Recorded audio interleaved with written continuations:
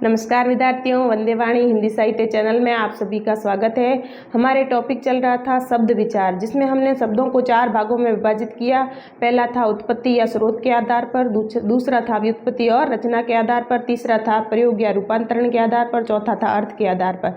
सबसे पहला जो था उत्पत्ति और स्रोत के आधार पर, उसको हमने कल पढ़ा था, जिसमें तत्सम, तद्भव, देशज, विदेशी और संकर शब्द हमने पढ़े थे।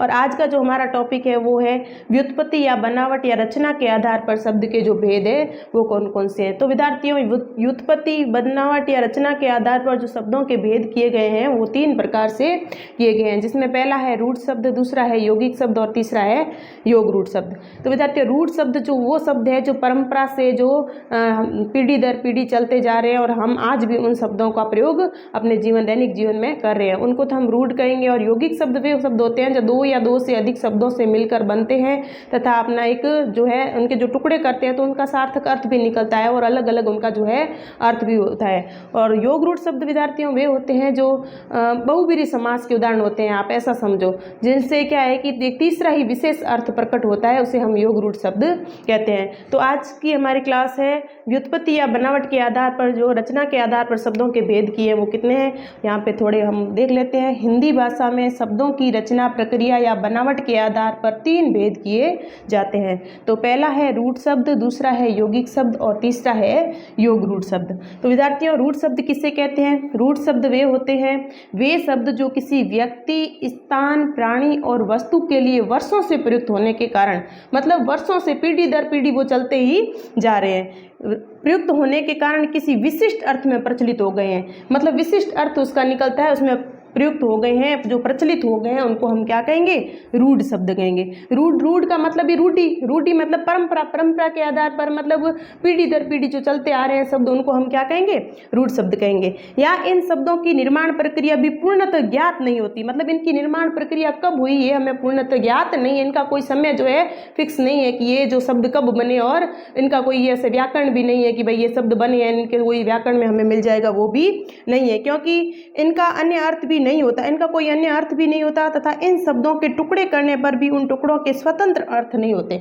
यदि हम इन शब्दों के टुकड़े कर देंगे तो उनका अपना कोई स्वतंत्र अर्थ नहीं निकलेंगे, क्योंकि जो ये शब्द है ये अपने आप में ये जो है रूढ़ है, क्योंकि इसका जो प्रयोग हमने पूर्णतः कर लिया है, विशिष्ट अर्थ में ही प्रचलित हो रहा है, इसका कोई अलग अर्थ नहीं निकलता है। जैसे देखो, इन शब्दों की निर्माण प्रक्रिया भी पूर्णतः ज्ञात नहीं होती, इनका अन्य अर्थ भी नहीं होता तथा इन शब्दों के टुकड़े करने पर भी उन टुकड़ों के स्वतंत्र अर्थ नहीं होते। जैसे दूध, रोटी, पानी, पेड़, घोड़ा, सूर्य, घर, फल इत्यादि। देखो, अब हम है ना सूर्य शब्द लेते हैं। अब सूर्य को हम तोड़ते हैं, सूर्य, सु, धन, अर्य, तो इसमें कोई अर्थ नहीं निकलता, ना तो सु का निकलता है और ना ही अर्य का निकलता है। जैसे घर है, घर में हम घ प्लस र करते हैं तो घ का भी कोई स्वतंत्र अर्थ नहीं है और र का भी कोई स्वतंत्र अर्थ नहीं है। जैसे फल शब्द है तो फ और फ धन ल करने पर फ का भी कोई स्वतंत्र अर्थ नहीं है और ल का भी कोई स्वतंत्र अर्थ नहीं है। अब विद्यार्थियों, दूसरा अपने है यौगिक शब्द।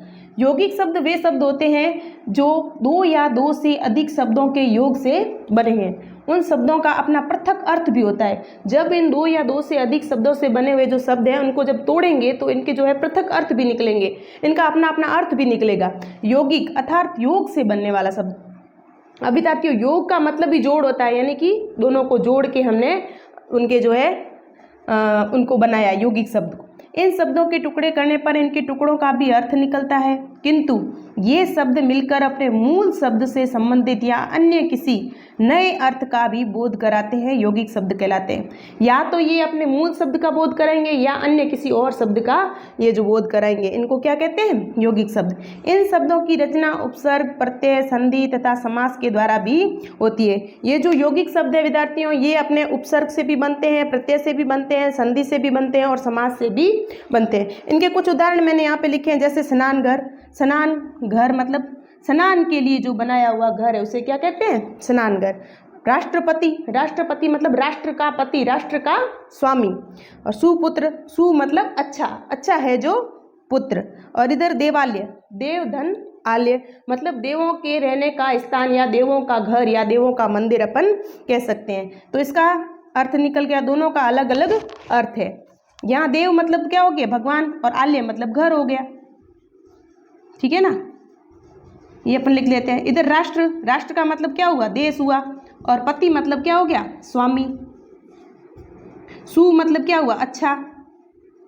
पुत्र मतलब बेटा। ऐसे कई शब्द है विद्यार्थियों जिनको हम जो है उपसर्ग के भी हो सकते हैं, प्रत्यय के भी हो सकते हैं, संधि के भी हो सकते हैं, समास के भी हो सकते हैं, वो अपने यौगिक शब्द कहलाते हैं। अब तीसरा है विद्यार्थियों योग रूढ़ शब्द। योग रूढ़ शब्द किसे कहते हैं, वे शब्द जो दो या दो से अधिक शब्दों के योग से बनते हैं और किसी विशेष अर्थ के लिए रूढ़ हो जाते हैं। रूढ़ हो जाते हैं मतलब परंपरा से ही वो मान लिए जाते हैं कि ये नाम तो उसका ही है, मतलब उसको पीढ़ी दर पीढ़ी वही शब्द मानते हैं। जैसे ऐसे शब्द केवल अपने रूढ़ अर्थ प्रकट करने वाले प्राणी, वस्तु या स्थान के लिए ही प्रयुक्त होते हैं। ये शब्द किसी प्राणी के लिए भी प्रयुक्त हो सकते हैं, किसी वस्तु के लिए भी प्रयुक्त हो सकते हैं और किसी स्थान के लिए भी प्रयुक्त हो सकते हैं। अब योग रूढ़ शब्द जो है वो सारे बहुब्रीहि समास के उदाहरण है। हमारा जो बहुब्रीहि समास है उसके उदाहरण जो भी है वो इसमें योग रूढ़ शब्दों में आएंगे। यानी कि बहुब्रीहि समास में अधिकतर ऐसे ही शब्द आते हैं जो योग रूढ़ शब्द होते हैं। उदाहरण के लिए देख लो आप, दशानन, दस धन आनंद, मतलब 10 मुखों वाला, 10 है जिसके आनंद, तो वो कौन हो गया, रावण। दूसरा है जलज, जल धन ज, यानी जल में उत्पन्न होने वाला।